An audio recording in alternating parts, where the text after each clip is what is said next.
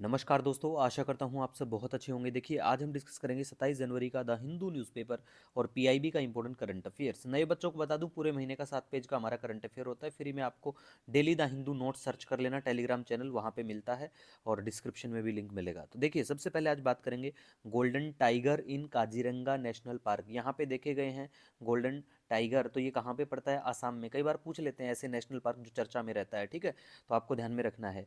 और जो भी चर्चा में रहते हैं ऑलमोस्ट हम लोग कवर भी करवाते हैं। अब देखिए, प्रोजेक्ट टाइगर के बारे में बात करें ना, तो इसको बिल्कुल 50 साल पिछले साल पूरे हो गए थे प्रोजेक्ट टाइगर को, 50 ईयर्स, ठीक है।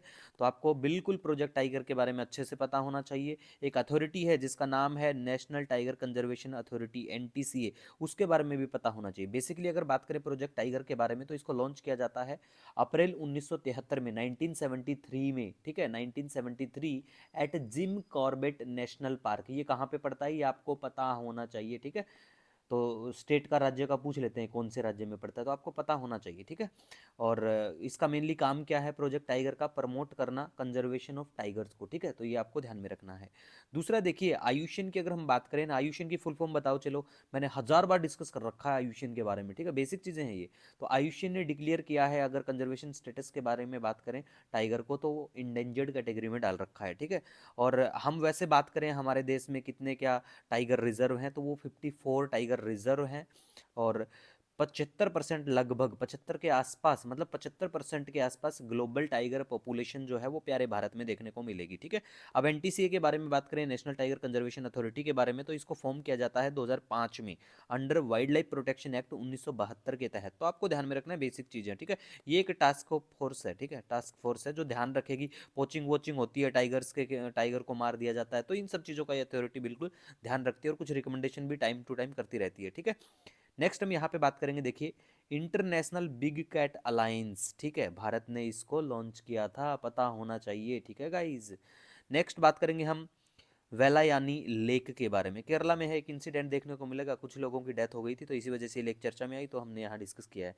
नेक्स्ट देखिए, इंपॉर्टेंट बनता है एसएससी बैंकिंग के बच्चों को भी ऐसी चीज़ें पूछ लेते हैं। कई बार तो पूछी जाती है कि इरेडा की फुल फॉर्म क्या है, तो ये क्या है? ये Indian renewable energy development agency है, ठीक है। इसने रिलीज किया विजिलेंस जर्नल जिसका नाम है पहल। पूछा जा सकता है कि रिसेंटली विजिलेंस जर्नल पहल कौन सी क्या एजेंसी ने किया है, ठीक है, या फिर इरेडा ने एक विजिलेंस जर्नल लॉन्च किया, उसका नाम क्या है, तो पता होना चाहिए, ठीक है। दूसरा देखिए, इरेडा के जो चेयरमैन है ना, उनका नाम भी आपको पता होना चाहिए, क्योंकि देखिए वनडे एग्जाम जो होते हैं ना एसएससी के या बैंकिंग, उनमें ये चीज़ें बिल्कुल पूछी जाती हैं, ठीक है। नेक्स्ट हम यहाँ पे बात करेंगे, देखिए, ग्रांथम इंस्क्रिप्शन के बारे में। तो देखिए, ये जो स्क्रिप्ट है ना, ये चर्चा में आई थी रिसेंटली, तो आपको पता होना चाहिए कि ये पॉपुलर कौन से एरिया में थी हमारे देश में, ठीक है। और कब तक थी ये तो चलो ध्यान ना रहे, लेकिन कौन से एरिया में थी, वहाँ पे राज किसने किया था, जैसे पल्लवाज ने किया था। तो मैंने तमिलनाडु हिस्ट्री में अच्छे से बता रखा है, साउथ इंडियन डायनेस्टी बहुत अच्छे से डिस्कस किया हुआ है, प्ले लिस्ट में जाके चेक भी कर लेना, ठीक है। तो इतना ही था ग्रांथम इंस्क्रिप्शन, ठीक है। तो ये यहाँ इस एरिया में थी, ये जो स्क्रिप्ट थी, तो यहाँ पे कुछ डिस्कवर हुआ था, तो इसी वजह से चर्चा में आई थी। नेशनल फाइनेंशियल रिपोर्टिंग अथॉरिटी, पहले भी वैसे हम बात कर चुके हैं इस अथॉरिटी के बारे में। तो देखिए, ये जो सॉरी, ये जो अथॉरिटी है, ये एक स्टैट्यूटरी बॉडी है, मतलब किसी एक्ट से इसको बनाया गया है, कंपनीज एक्ट 2013 से, ठीक है। इसका मेनली काम है रेगुलेट करना जो ऑडिटिंग प्रोफेशन और अकाउंटिंग स्टैंडर्ड्स हैं हमारे देश में उनको।